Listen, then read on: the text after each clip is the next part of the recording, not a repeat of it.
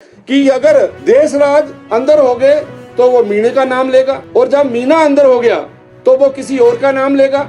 इसमें कौन कौन लोग इन्वॉल्व हैं, इन सब लोगों की जो बात है वो तभी खुलनी थी अगर इनके ऊपर किसी प्रकार का एक्शन होता। अगर ये बात जो 6 महीने पहले मैंने कही थी, अगर उस बात को उस समय गंभीरता से लिया जाता तो ये इस प्रकार से ना होता।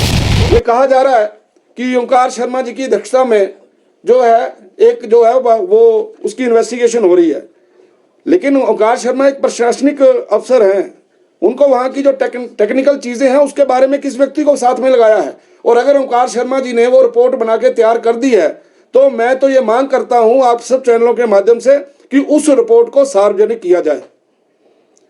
मैं ये पूछना चाहता हूं सरकार से कि ये जो 2 अफसर हैं, श्री देशराज जी और श्री हरिकेश मीणा जी, आपके ध्यान में रहे कि देशराज जी ने सुप्रीम कोर्ट से बेल ले ली है, और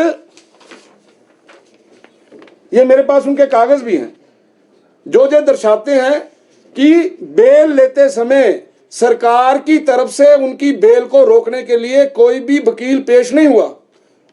दोनों केसेस के अंदर ये क्या दर्शाते हैं, ये यही बात दर्शाते हैं कि अगर देशराज अंदर हो गए तो वो मीणे का नाम लेगा, और जब मीना अंदर हो गया तो वो किसी और का नाम लेगा। इसमें कौन कौन लोग इन्वॉल्व हैं, इन सब लोगों की जो बात है वो तभी खुलनी थी अगर इनके ऊपर किसी प्रकार का एक्शन होता। दोनों की बेल हो गई, लेकिन सरकार की तरफ से कोई भी वकील जो है वहां पे डिफेंड करने के लिए नहीं गया कि इनको बेल नहीं मिलनी चाहिए।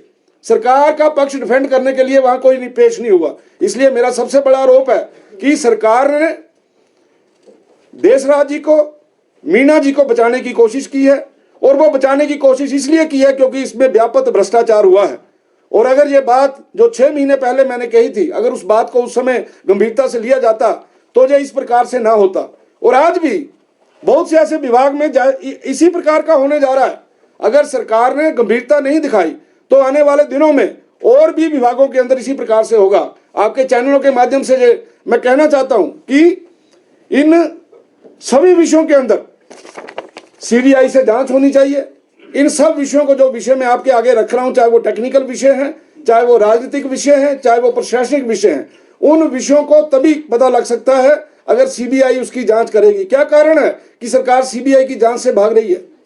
सरकार का सीबीआई की जांच से भागना केवल यही है कि इसमें सरकार का कोई बड़ा नेता, सरकार का कोई बड़े अफसर इन सारे भ्रष्टाचार के जो हुए हैं उसमें फुली इन्वॉल्व हैं।